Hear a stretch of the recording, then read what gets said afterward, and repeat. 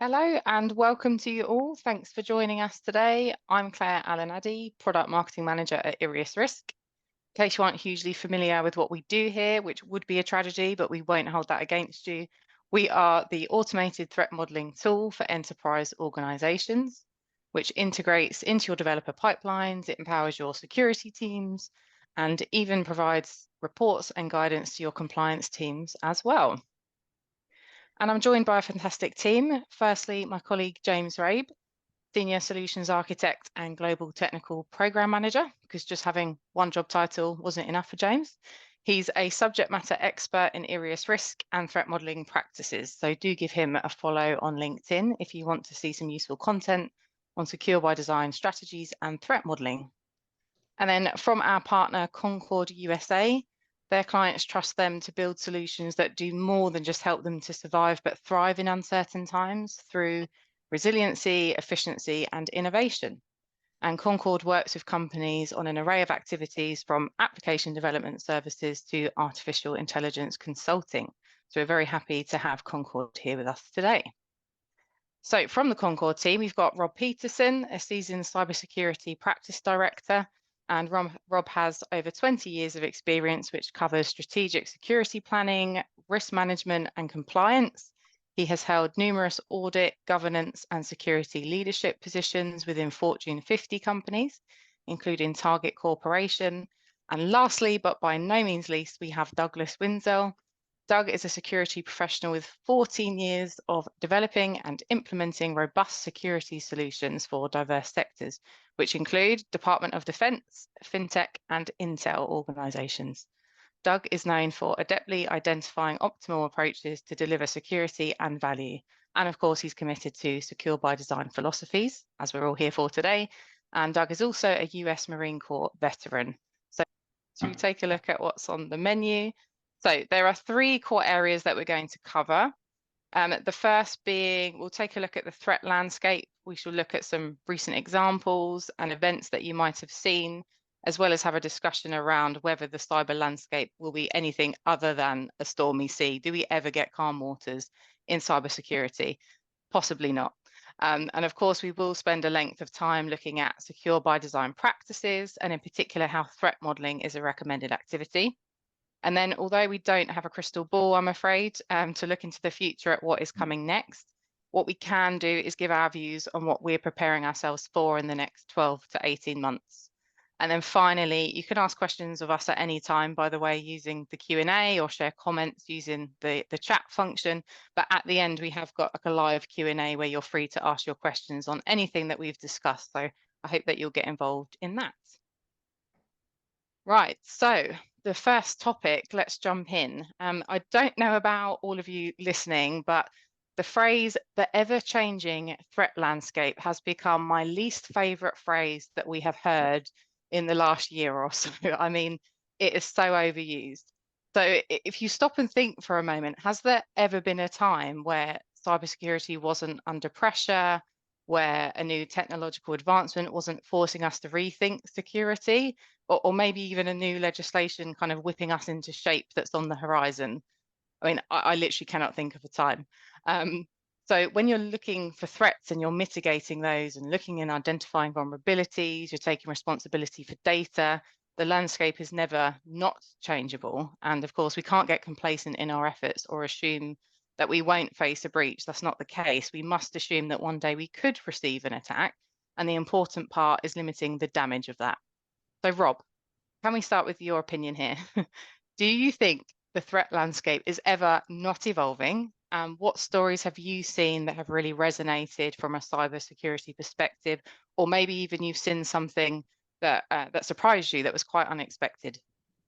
Sure. Well, I get the first question. All right. Well, first off, thank you, Claire. Great to be part of the conversation here today. Yes, the ever-evolving threat landscape, definitely a common phrase and overused. Is it ever not evolving? The short answer is no, right? It is indeed an ever-evolving entity. I think the reason for that, in my mind, if you think about it, the threat landscape itself is really intrinsically tied to the kind of unending march in advancement of technology.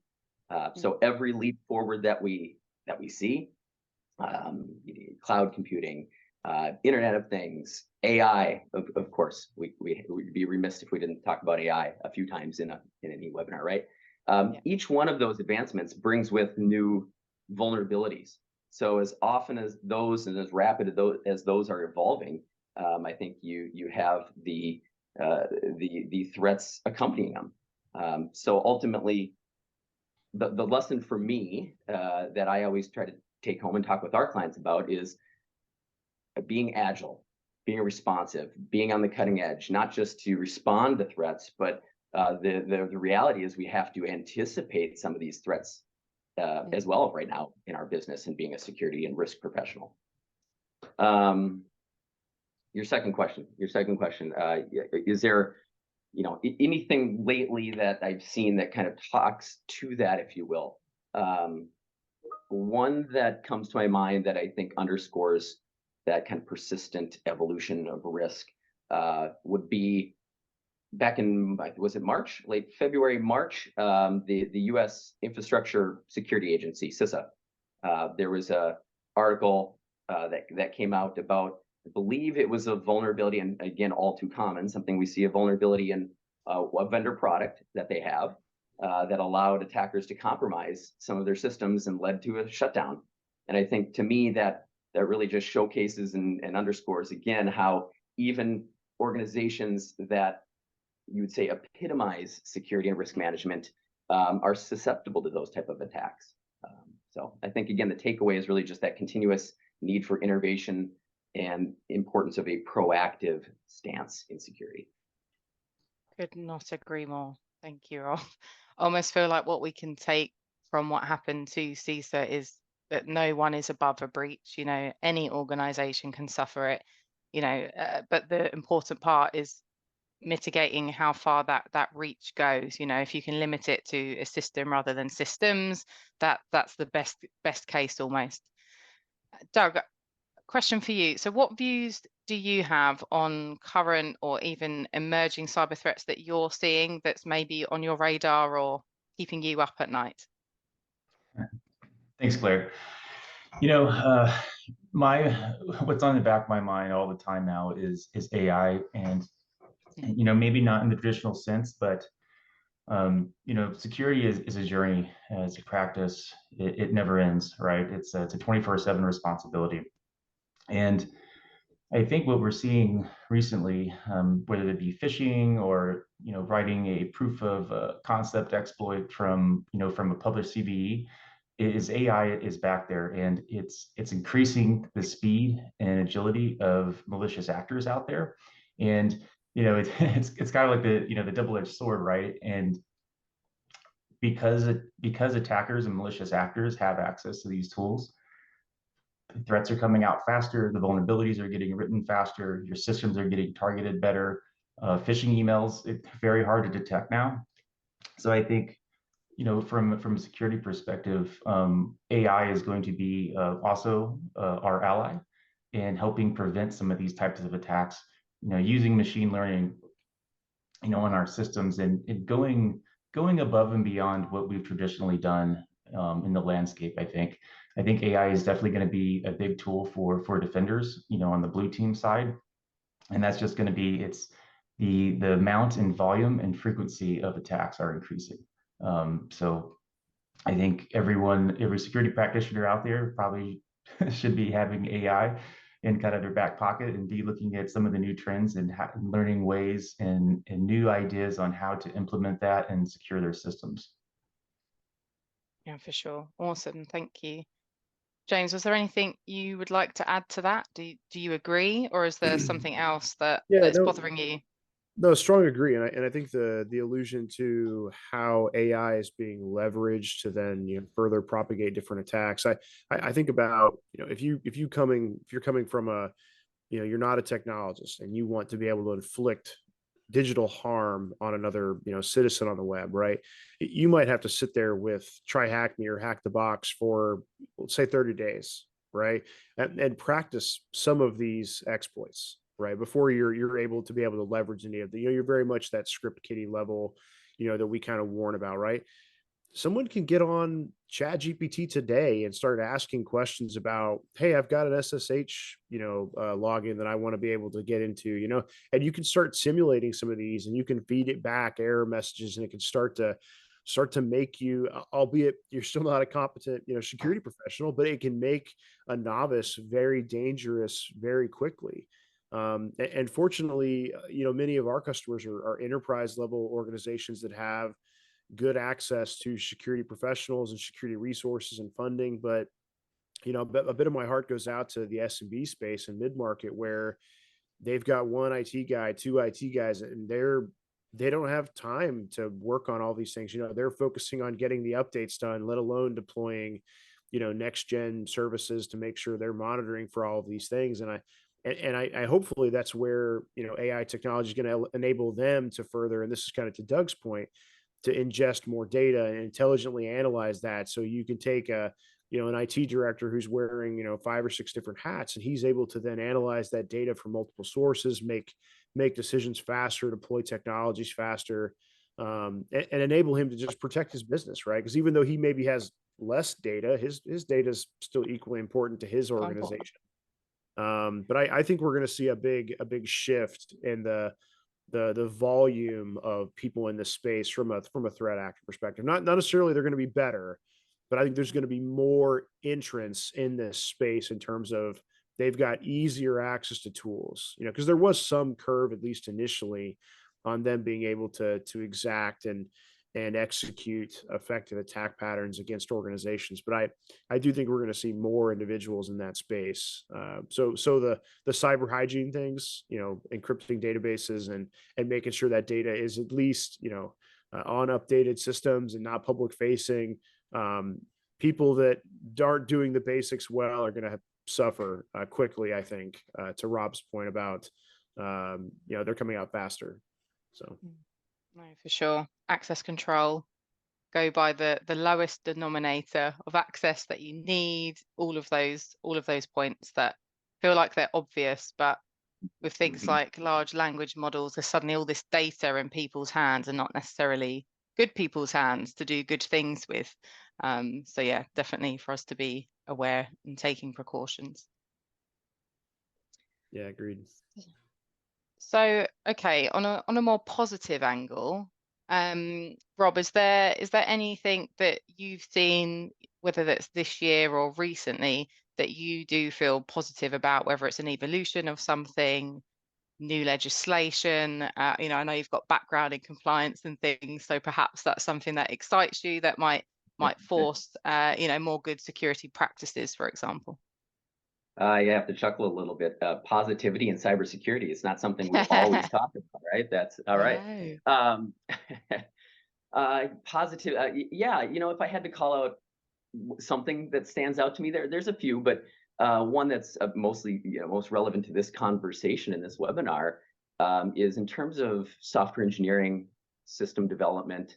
What we see with our clients in our business over the past couple of years, there has been an increasing shift and greater emphasis towards that security by design principles in software engineering. Our clients are definitely asking us more proactively about software engineering, about security, expecting us that we're including that throughout our development processes.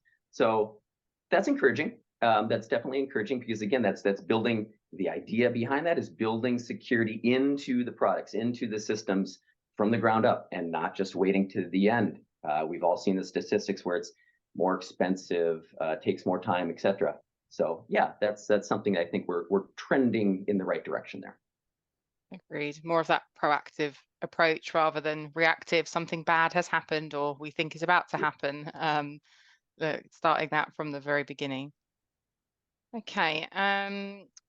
James or Doug, did you have any other comments before we move on to our next topic? So I think on that one, what do you feel good about? Positive. I do think that as an industry as a whole, I think we're starting to recognize some of the dangers of AI. I got for a very limited time to be involved in the OWASP top 10 LLM project.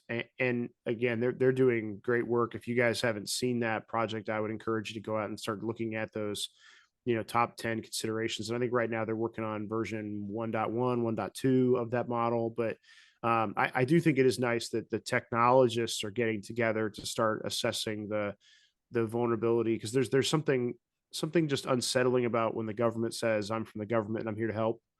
So I love to see technologists pulling together to solve these problems and not legislators sometimes.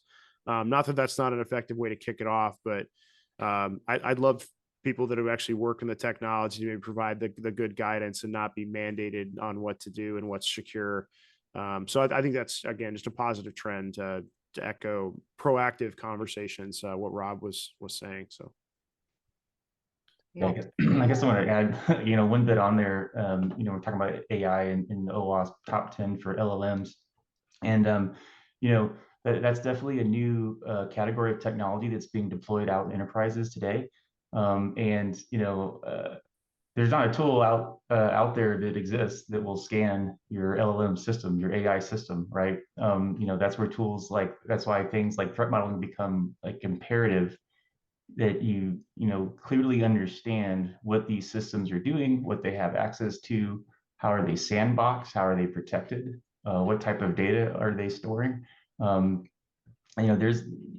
This is a little bit beyond just running a tenable scan, or a vulnerability scan. This is really down in the weeds in table topping out like what's possible here, right? Because what's possible is what we have to defend against and protect against. So definitely agree. OWASP, it's awesome. Some great perspectives there. Thank you. And actually, that reminds me why we built, for example, at Iriusrisk. I know we're moving on to threat modeling shortly, but one of our security libraries is to secure your AI and ML applications, because people are using outputs from this, and that needs to be secured. So we've created a whole library with risk patterns, which basically means you get your threats and countermeasures associated with those. And that's a crucial activity and a crucial sort of documented risk pattern that you can use to see if there's something that you haven't considered, which actually leads us nicely onto threat modeling. I was saying that, obviously the order of that is quite precise too, right? Yes. And that's why, like, just corporately for Iriusrisk, right? That's why the ability to threat model AI came out in our product first before just AI, right? Yes. Because everyone right now is going through that exact same, should we use it? How do we use it securely? How do we implement this? And obviously there's a huge rush to add value through AI. And I think everyone's kind of aware of that and wants to do all the cool things, but doing all the cool things securely is maybe a little bit more important than being the fastest AI integration. Because especially the industry we're with, it's only threat models about your critical infrastructure, right? So it's not like the data has any value. So we want to be sure that that data is in fact secure before you integrate those things. So and hopefully everyone has the same mindset on that, hopefully from a security stance. I really hope so. I really do. We would hope. Yeah. Okay, so I mean, we firmly believe, I think, to conclude, in proactive security measures, as we've been discussing, to add to the layers of security that you've no doubt already got, rather than relying on perhaps code scanning or vulnerability management tools. And of course, they have their place as well for things to be picked up. But actually, this is where threat modeling, as the proactive, the step before that, can be really useful. Topic number 2, then, the perfect match: security by design and threat modeling.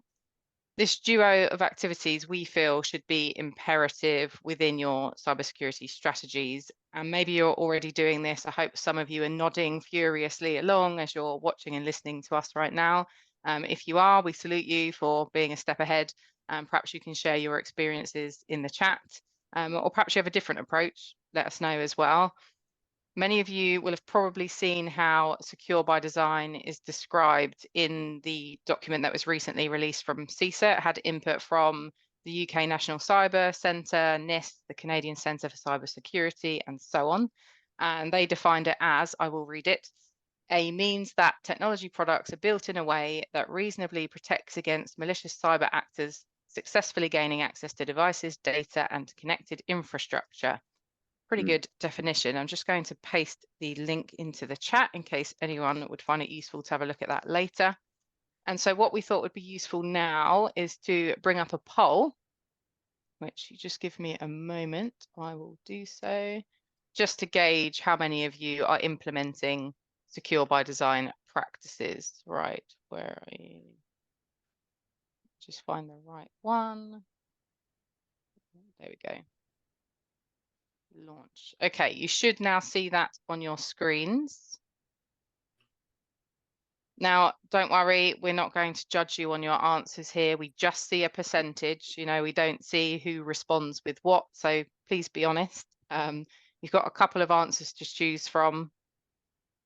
And then we'll end the poll in a moment, and then you'll all be able to see how everyone's answered. We'll just leave you to ponder that a moment. While we wait, Rob, another question for you. So what level are you seeing with your clients that come to you? Are they very early on in their secure by design journey, or is it that they have made some segue and they're looking for perhaps refinement and improvement? We definitely observe and kind of see a diverse range of maturity levels, I would say. Again, as I mentioned before, and the positivity, it's encouraging to see an uptick in questions and inquiries and discussions around security by design. But the reality is majority of folks are really still more familiar with security testing phases, I would say, which, like I mentioned before, obviously we know traditionally occur later in development. So again, that to us, that really just indicates that gap in the widespread understanding of what security by design is, and that it's not a final step, but that it is again, it's one thing to say an ongoing process, but what does that mean? And understanding how getting security engineers, discussions, et cetera, evolved at the inception of a project versus, again, now we're in the QA phase. Okay, let's do a test. Inception is the best moment, isn't it, if possible? Yeah. Okay, let's share the results because I can see them, but I want everyone else to be able to see those. We have got, so the question is, how many of you are implementing security by design practices? 32% have said we have a comprehensive strategy. Well done. 53% have said we're doing some secure by design principles or activities. And then 16% have said little to no activity. Where does that align with what we were expecting here? Was that roughly what you thought? I mean, to be honest, I thought that the comprehensive strategy at 32% might have been a bit lower. So yeah, that's a good thing that it's higher. Stop sharing that now. Brill. Thank you, those of you that partook in that. Now, got some more questions here. We're eager to get as many companies as possible, of course, to adopt the best and most reliable secure development practices. And this is where we sometimes recommend resources. Obviously, we've already mentioned the OWASP top 10 for LLMs. There are a lot out there. It can be quite overwhelming. I know at Iriusrisk, we often reference OWASP, NIST, MITRE, for example. They seem to have really good, solid resources, frameworks, you know, that you can tweak to what your organization needs. Now, Doug, we spoke before and you said about the OWASP SAM projects being useful and that you sometimes recommend that as a place to start or to get information for your clients. Why is that? What do they get from it? It's, I mean, the OWASP SAM, you know, I guess I could say it's been a very useful tool, you know, for myself and, you know, in past projects and career. And, you know, I came from the DoD space, you know, very highly structured organizations. They have, you know, very large security programs in place. And, you know, later on, you know, kind of maybe in some of the, you know, mid-market, larger enterprises, you know, we'll ask about, you know, software assurance maturity. and they don't have a plan, and they don't know where to start. They don't know what should be doing, what should be measuring. So the OWASP SAM is just a great framework and tool. And the cool thing about it is the first part of implementing any kind of security program is understanding what your current maturity level is. I think OWASP SAM does a very good job of kind of laying out your steps, your paths to success at any maturity level. So whether you're saying like you have like a medium confidence in your security program, or whether you're just starting out, a new security initiative, OWASP SAM can just really help kind of guide you and inform you of maybe some activities that you hadn't thought about before. And I think one of the big pieces that I really like about the OWASP SAM is it has a very big emphasis on not just security, but measuring maturity. Coming up with KPIs that are impactful and useful to your organization. There's no one size fits all approach. It needs to kind of be tailored to each organization and how you operate, what your risks are, what sector you're operating in, and we're very fortunate to have the OWASP SAM project. Just again, coming back from a DoD background, AppSec, application security, code scanning. I mean, this was something that has been going on for a long time. And I think recently, with some of the big pushes about secure by design, zero trust, and supply chain security, have really caught many organizations off guard. And I kind of speak to some of our clients. There are different levels of maturity. A lot of them know now that we need to do supply chain, need to understand supply chain risks. We need to do code scanning. We need to look at flaws in the software that we're shipping. And without SAM, SAM's kind of like what we use to kind of help guide them along the journey to maturity and getting a well application security program in place, and also to have kind of create their own roadmap and KPIs. So ideally, you can measure your success by what's important to the organization. Yeah, agreed. And actually what you were saying about KPIs is interesting because, you need those. You need a success criteria to measure against and gauge where you are. We've actually had a comment on this. Thank you, Chris. He said OWASP ASVS for application development. And then the top 10 is essentially ASVS level 1, but the recommendation for most applications is to be at level 2. Agree with Doug about OpenSAM, or BSIM as well for measuring maturity as well. ASVS V1 is architecture, design, and threat modeling. I think, Chris, you're just trying to test if I can pronounce all of the acronyms that are in cybersecurity. No, we thank you for your comments and for mentioning BSIM as well, because that's another really good resource. Thank you. And Claire, I'll add to that, to Doug's comments. We've been at Concord, we've been a big proponent of OWASP SAM for a number of years. We actually had a couple of our senior software architects, security architects, and developers participate in the transition from version 1 to version 2 and continue to be a sponsor. But engaging with our clients, to the poll we just had, where are we at in our journey? And a lot of times the conversation will have folks come to us saying, well, we think we're doing okay. We think we've implemented a lot of these, but we'd really like your opinion, your input, and external third-party opinion again. So leveraging the OWASP SAM as a framework for a maturity model to provide guidance has really been beneficial to a lot of our clients. Brilliant. Thank you for sharing. James, over to you now.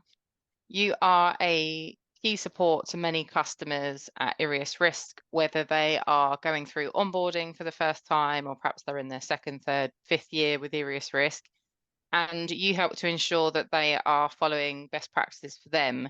How do you think that Iriusrisk threat modeling specifically supports secure by design strategies? Because of course the two are often hand in hand, aren't they? There's a broader security goal, and threat modeling is supporting them to achieve that. Yeah, and I think it very much depends on the customer, right? Depends on kind of where they are in their journey. Good threat modeling especially high ROI threat modeling occurs, design phase, right? And that's something kind of Rob alluded to earlier, right?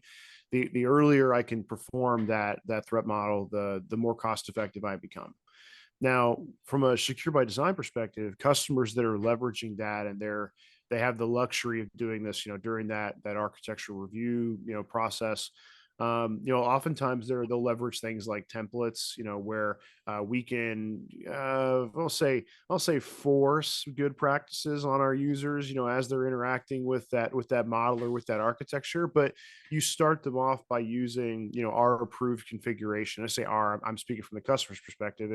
It's a customer's approved configuration for the way this needs to be designed. These are the typical questions we run through. And then allowing the templates and libraries to further sustain, our security engineering or our security best practices throughout that process. So if I have a developer who maybe isn't as security aware on the way that architecture should be designed, the nice thing about having that library framework to bring that in is that that's then enriched by my security engineer. So it's like having an engineer sitting on your shoulder the entire time going, hey, maybe that's not a great idea. When you check that box, it's going to increase my risk. And it starts to guide them and make the right way, the easy way in our organization. So as you're going through that design process, you have a very strong channel that has been, or path that's been blazed by security engineering team or previous iterations of that architecture. So you're leveraging those best practices, and then furthermore leveraging them at scale in the organization, because it's really easy to do good design when you only have to do 1 or 2 new systems per year. But if we're talking about doing this 85, 90 times, usually the response is, well, guys, how fast can we move, not how secure can we be? And it's about getting the business what they need in a timely manner and meeting those business objectives. And sometimes security isn't clearly spelled out in that process. So I think that codification of what does secure design look like in your organization, then kind of leads us to what I would call the next step, which is secure by default, right? Which is where they're not able to make those changes, inside of the infrastructure, because it's not going to let them, right? We've put up guardrails and kind of policy as code, or centralized policy enforcement that prevents them from making those insecure items. And that's ultimately what the outcome of good threat modeling is it enriches the environment then prevents them from getting off the rails. And actually some of the comments we saw earlier from folks on this webinar, I know they've got some strong secure by default principles where you, even as an end user, you can't deploy their solution in an insecure manner. It comes out of the box with the settings, the secure settings enabled. So as an end user in a shared responsibility model, I don't have to worry about holding up my end of that shared. They're being a great partner, and they're deploying a solution that is secure by default with everything and turned on, everything enabled that I need to have out of the box, which as an end user, again, going back to that mid-market SMB space, they don't know all of the settings that need to be turned on. So providing them with an application or providing them with an interface where those things are on by default, and you kind of have to make them jump through hoops to do things insecurely if you let them do things insecurely. I think, those two things kind of, they're kind of stair steps in that process. Obviously, the design is how we do it, and then the default is kind of what I pass on to either future generations who are then iterating on this architecture, or to ultimately to our customers, which are sometimes our drivers of risk, since they may not have the behavior we want to see and how they utilize the applications we develop. Brilliant. That was Jay, really I've got to comprehensive. jump in Go on, as well. go on, go. I could not. I have to say I couldn't agree with you more, James. I am a true believer that, I have seen threat modeling, the process of threat modeling, break down walls between development teams and security teams. And DevOps is not new, DevSecOps is not new. But again, the reality all too often is that there is a separation between traditional security teams and development and engineering teams in organizations. And going through a threat model process, and especially when that process is facilitated by a good technology like an Iriusrisk, a tool, really breaks down those barriers, encourages, it's all about conversation. What are we designing? What is it going to look like? Let's talk about those threats and then subsequent risks about it. I could not agree with that more. Well, and the worst time to have that security conversation is on production systems, because I mean, I've already done the work. I don't want to have to go back and redo it. Like, you're wrong. Security can be, well, I don't want to say this too much, but like security can be annoying, right? It sometimes it prevents us from doing what we want to do, and moving quickly. But we'd much rather have that conversation early design phase than wait until I got another project I'm supposed to be working on, and now you're asking these questions. But where were you? Where were you 30 days ago? You know, and that's where I think something like this that gets that conversation started and propagates that conversation, it kind of gets them in the right grooves, prevents security from kind of feeling like they're mothering people a little bit. You know, we're now a part of the conversation and we're not having to come back around and go, now, did you pick up all of the bad security flaws? Like, you know, like what's been done. And I think it just enables you to be a better partner in the business and not be someone who's just a nag in the business. Cause that it doesn't, no one wants to invite security people if that's all they do is nag about what they want done, right? I mean, it's the easiest way to get excluded. So Agreed. Yeah, absolutely. I mean, you know, to your point, Rob, also, I mean, that's something that's, you know, kind of like as a daily challenge, I think, for security. Um, and, you know, by doing a threat modeling exercise at the beginning, you know, of a development cycle, or, you know, the beginning of a, you know, of a new system architecture, I think it informs kind of all of the, you know, right stakeholders about these are some of the risks that are out there, and these are some of the risks that we should mitigate. Um, you know, just in I feel like, you know, my day to day, you know, sometimes, you know, we're talking about a software flaw or maybe something a scanner picked up. You know, the question always is, well, is that really a real risk? Like, could that happen? And, you know, I know we're all busy, and, you know, it's we don't always have time to write a proof of concept exploit to kind of make the point. But the threat model is kind of something that, you know, security can get together with all the other engineering teams, and everyone is looking at the same thing. And, you know, another big plus that we've seen is there may not be documentation or, you know, kind of like your high level architecture already designed. Sometimes the threat model is the architecture document. So, you know, it's not I would not look at threat modeling as an additional cost. I think it actually saves time and improves communication on security delivery. And actually, it's funny what you were saying, James, about security being perceived, you know, as a nag. You know, somebody has to consider the security and make sure that good choices are being made and things are being mitigated appropriately. But we spoke to a customer recently who said that actually Iriusrisk had enabled them to reduce the interactions, which I don't mean to contradict what you're saying, because I think collaboration is key, but because they had a repeatable, reliable process where security was considered every step of the way, there weren't developers getting stressed thinking, oh, I'm going to have to get this through security again. They didn't have to do that because those steps were happening within the tool itself.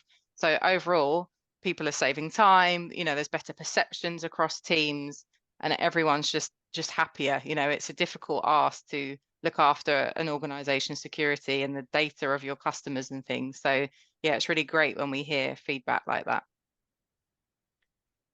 Just checking we've got any questions or comments. Oh, we've got another comment here. Yes, completely agree. Fantastic. Thank you.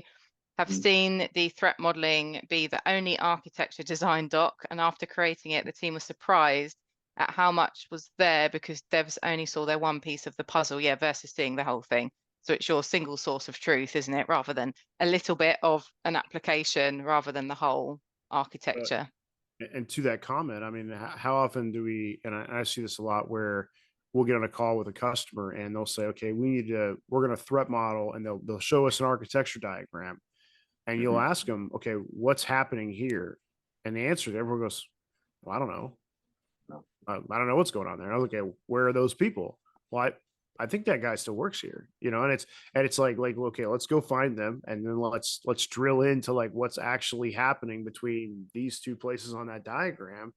and breaking down exactly what that process looks like. So, you find that you've got this decentralized version of the picture where it's like we're all holding 5 or 6 puzzle pieces, and we're kind of hoarding them over to our own side instead of kind of putting them all into one central documentation repo. So natural consequence of distributed teams, I suppose. Let's load a poll about threat modeling, shall we? It feels like a good moment to do it. Let me just find the menu here. So what happens when you're using multiple screens? Here we go, polls. And the next one, threat modeling. Hopefully you can all see that on your screen. So the question is, what is your approach to threat modeling? And the options are, we've just started out, we are manually threat modeling, we have some automated processes, or finally, we have a full threat modeling program. I'm really interested to see if anyone has got the full program actually. Just leave that for a moment. Just let people answer. A few more seconds. I can see all of the answers coming up here. This is quite interesting. We'll end the poll. Let me share the results. This was not exactly what I expected, actually. Okay, so we've got 33% that have just started out, 33% that are manually threat modeling, and then equal 17 and 17% that have some processes or a full program. I mean, how does that align with what you were perhaps expecting? Rob, you're nodding. What were you expecting? Yeah. I am not surprised at all, I guess, by this. It definitely aligns with what I see. And I guess I'd call it kind of the crawl, walk, run type approach. A lot of our first conversations with clients around this, it's very common for the engagement to begin with a request to, hey, we have a particularly critical system in the organization, and we'd like to conduct a single focus threat model for that system. So we engage that way, right? That's where we begin.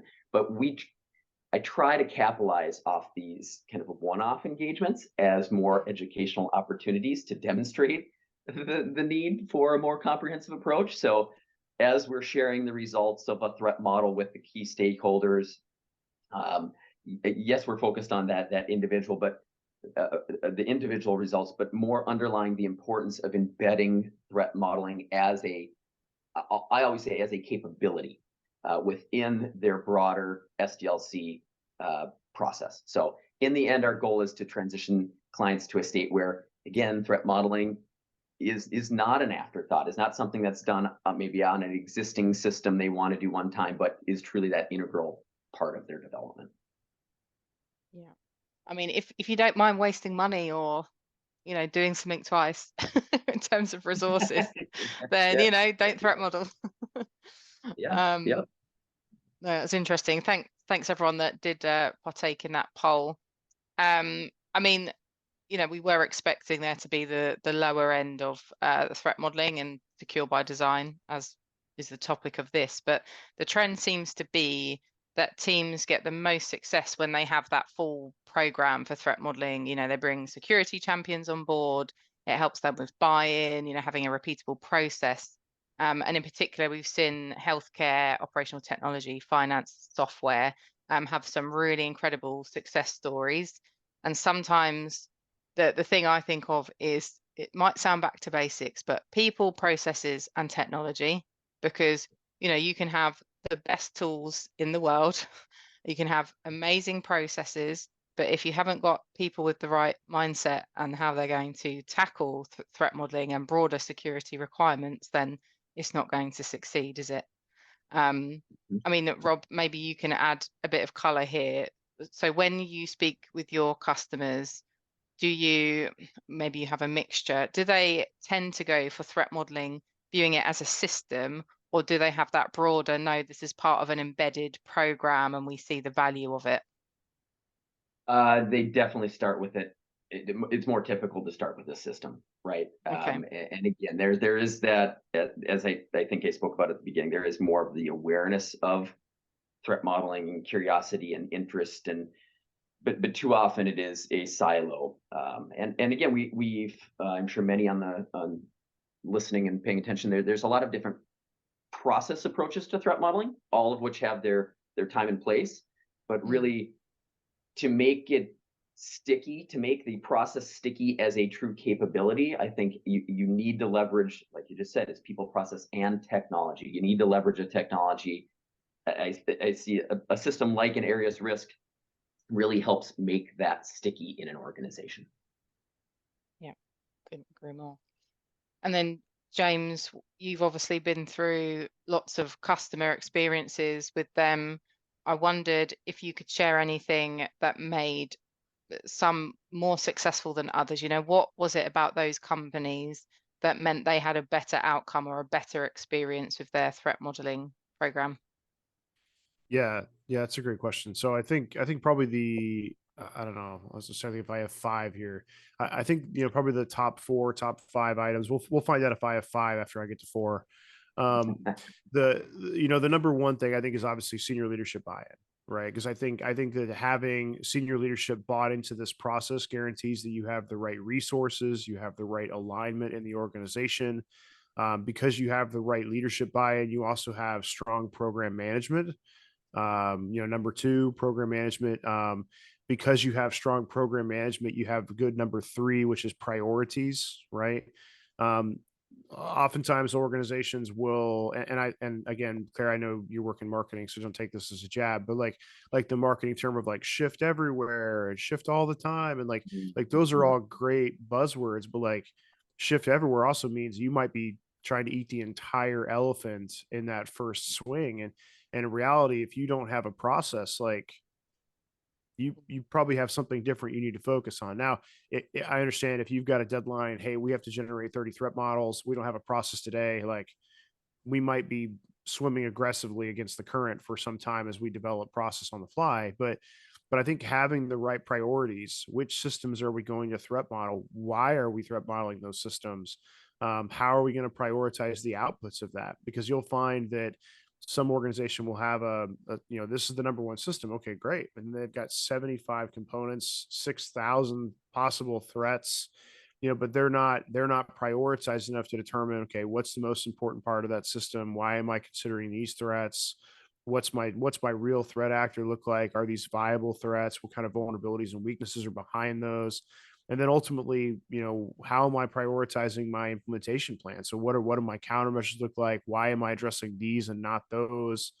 Because ultimately, if your risk isn't getting lower, if I'm not reducing risk, I really haven't generated a threat model, right? Because that's the ultimate counter is risk reduction across the organization. Now, obviously, documentation is important, but risk reduction is really the number one output of a good threat model. And that either results in better design practices, which reduce security flaws and vulnerabilities, or implemented technical controls or compensating controls in a production system that reduces my risk. And I think that across that spectrum, you need kind of all of those layers to be successful, because we've seen customers buy a product without a process, and then obviously we can partner up with them to help develop that process and help them manage that program. But then you find that you've got leadership that may be splitting it between two initiatives, and again, if you don't provide the right resources and you choke a program, you get very inconsistent outputs, and outputs that aren't effective. And that's and then I think lastly, it's a dedication to execution. So once you have the plan and you've got the threat model completed, I think ultimately you have to see that risk reduction strategy to fruition. And sometimes that is, we've done the work, but change is hard. We don't want to force our developers to do things differently. I'm all for change management. I'm all for educating end users. I think those are very important steps for buy-in, but sometimes you really you have to mandate a little bit of, we're going to do things securely if you want to be a part of this organization. And that's sometimes necessary, hopefully not. And hopefully as you go through this journey, you're bringing them along with you and helping them understand that you're already, and then it's like seeing that poll, like seeing that bottom, what, 30% or something like that said, we're really not doing threat modeling. We're starting out. You probably are, right? You probably are threat modeling. You're just not calling it threat modeling. Everyone goes, is this a bad idea? Am I being silly right now? Should this actually be occurring? Like, you're probably doing that. It's just not a formal process. So I think showing developers and showing teams that, like, you're actively threat modeling today. Here's how you threat model so that I don't have to come ask you about it later. Here's how we reduce the work for you by using an effective, sustained, and scalable automated process. So I think a lot of teams are doing this today. I think now is the next step of like formalizing it and making it repeatable. Because if Claire is our chief threat modeler and she goes on paternity leave and she's out of the office for 10 weeks, does our program fall apart? If someone goes on PTO or holiday, do you still have the same outputs? And if not, you have a process problem because you've centered it around the hero threat modeler. And I think teams have to go through and break down those items and bring the whole team with them in terms of education and change management. I might have gotten a little bit off the question there, but hopefully that No, that answers was what I great. see as top priorities in those programs. So That was really helpful. Thank you. I'm interested to hear your view, Doug, actually, because you've worked with Department of Defense and intelligence organizations. So you would hope that they would have the most stringent practices of all in place. What has been the biggest change that perhaps you've seen in terms of like breaches and attacks and how they're dealt with? And maybe it's processes, culture, something else entirely, but would love to hear how you've been experiencing that before we move on to the next topic. I think one of the biggest changes I've seen is transparency. A lot of organizations now, they'll admit when they have a breach. There's regulation out now from the SEC in the U.S. That kind of mandates that, hey, this is a this is a material impact to shareholders, and these things need to be brought up. And so, while on one side that sounds bad because we hear about breaches all the time, but on the other side, now that there's more open communication about breaches, the frequency, and some of the impact, to organizations, I think a lot more organizations are open and reconsidering their security programs. I think threat modeling, maybe like 5-6 years ago, maybe we didn't hear about it as much. But it seems like our phones, like, are like ringing off the hooks now. All of our clients are asking about threat modeling. They're asking about secure by design. So while there are a lot of breaches, and maybe they're more public now versus in the past, some organizations or whatnot have tried to sweep these under the rug. Now that these are out and open and in the public, I think there's a lot more discussion about security,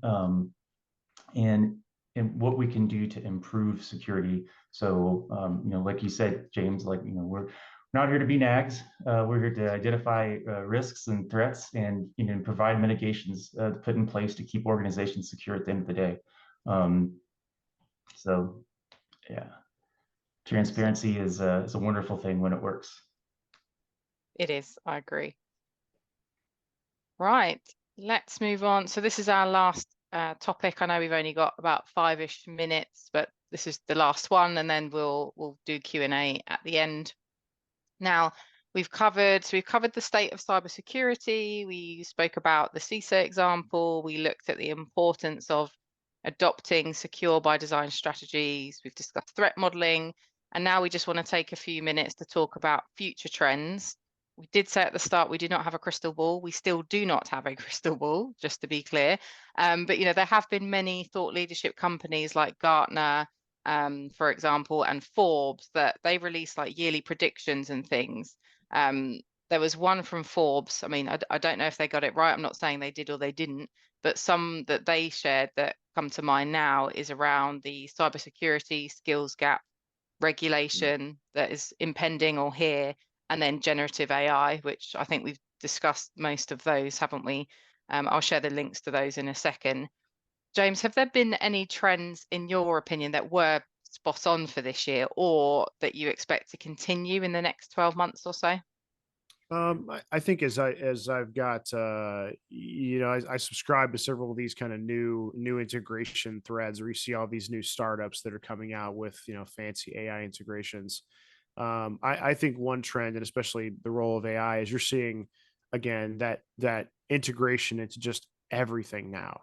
And what concerns me is that we still have a major skills gap in at least in North America around cybersecurity professionals, right? But we're seeing a lot of new integrations into these products, which means that we still have a skills gap. And my suspicion is that people that may be rushing to adopt some of this technology and integrate it may also be suffering from that same skills gap. So, the thing the future trend, and if I had to put a finger on what that trend is going to be, I think there is coming a major 0-day vulnerability that is going to cook and create a very healthy level of awareness into what kind of data is being exchanged with different types of AI engines. My suspicion is that there will be a strong, response to that will probably lead to over regulation. Is my suspicion, and not to say that may not be a bad thing, but again, I go back to my comments earlier. I'd rather be led by technologists than by legislators. But that's where I think. And again, I know I'm probably mixing a couple topics here since we're running short on time, but I think that's probably going to be the next big trend. My encouragement would be, knowing that is coming, prepare for defense in depth.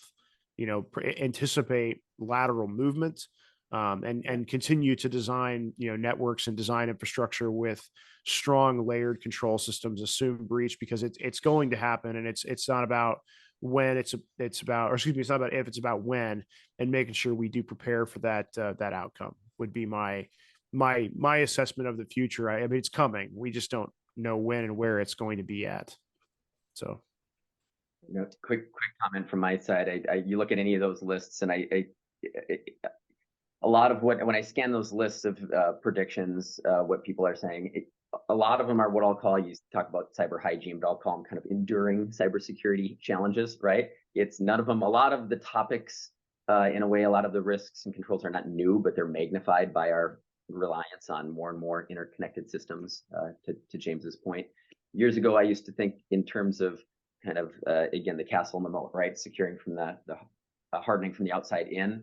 Now I definitely think in terms of the cyber kill chain. Again, James, you mentioned pivoting lateral movement, assuming breach and working backwards. And a little bit, I understand, James, your point about technologists versus kind of the legislation. But I like to say I'm a recovering IT auditor in my career. I definitely think, and I don't have the stat to back it up with me, but I think compliance is still kind of one of the leading #1 investments of security spend. So leveraging compliance at those frameworks for accountability, for what to do, for that cyber hygiene, if you will, is still a good practice. Great. I just thought whilst you were speaking that I'd launch the final poll, so I'm intrigued. Straight away, the first few people have gone AI, interestingly. So the final poll is, what's going to dominate cybersecurity in the next 12 months? Legislation, whether that's more is coming or it's evolving, continued use of AI or ML, hiring new roles such as head of research, AI, threat detection, or something else entirely. So I'm just going to end as we're short on time. I'll share the results. Okay, so 82% continued use of AI. Interesting. 0 for hiring, 9% for legislation, and 9% something else entirely. Do tell us what the something else entirely is. Stop sharing that. Well, look, we're coming up on time. This has been a fantastic discussion. I mean, there's so much more that we wanted to talk about. I have been monitoring the questions and the comments. There hasn't been anything that's come up, but of course, if something does after the fact, then you can contact us. I'm just going to share a few helpful links. So if you did want to get in touch with Concord USA, please do. We've got lots of resources here as well to get you started. But actually having a 30-minute consultation to support you in the next steps of your journey will be invaluable. I'm just going to put all the links on here in case some of you don't need to dash off to meetings and other commitments. Just pop them all in the chat. Brill. Okay, so thank you all so much for your valued time. Really enjoyed this discussion. A massive thank you, of course, to James, Doug, and Rob for providing us with your expertise. It's been fantastic. So do take a look at those guides if you need somewhere to signpost for your next steps. The Security Champions Guide in particular is really, really helpful. And just before we go, just remember, security is not a tick box or a tool. It's a continuous mindset to remain strong in your security efforts. So let's all be working towards that. And we wish you all the best. And we hope to see you very soon. Thank you so much.